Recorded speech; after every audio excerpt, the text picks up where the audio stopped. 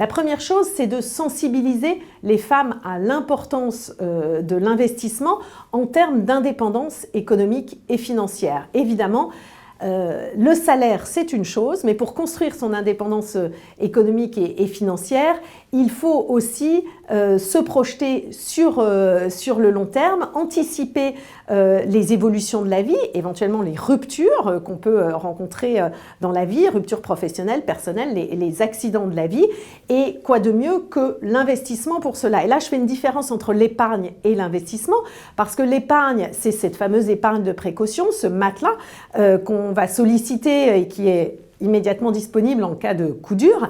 L'investissement, c'est faire fructifier son argent pour pouvoir en bénéficier plus tard, et je pense notamment à un moment important qui est le moment de la retraite. On sait qu'au moment de la retraite, les femmes touchent des pensions en moyenne 40% inférieures à celles des hommes. 40%, c'est un chiffre encore plus élevé que les inégalités de salaire. Or, les femmes vont vivre en moyenne 6 ans de plus que les hommes en France. Donc, elles vont vivre plus longtemps avec moins d'argent. Donc, l'essentiel, c'est de faire de la prévention et de dire, pour pouvoir continuer à assurer votre niveau de vie, l'investissement est une des solutions.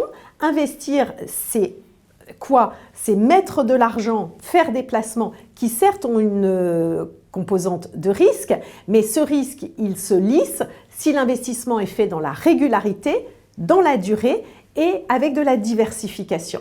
Donc il y a évidemment aussi toute une question d'éducation économique et financière sur ces sujets d'investissement à mettre en œuvre. Et c'est vrai qu'on manque d'éducation économique et financière dans notre pays.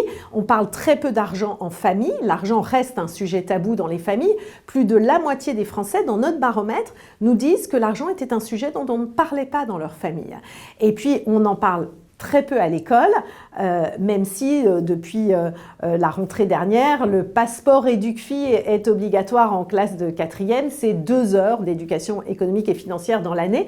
C'est un premier pas, mais c'est évidemment pas suffisant. Un autre élément, j'ai parlé de l'argent tabou dans les familles, c'est ce qui se passe dans les foyers. C'est-à-dire que de la même façon que depuis des années, on parle du rééquilibrage des tâches domestiques entre les hommes et les femmes dans les foyers, il va falloir se pencher sur un phénomène, c'est la dimension genrée des tâches financières dans les couples.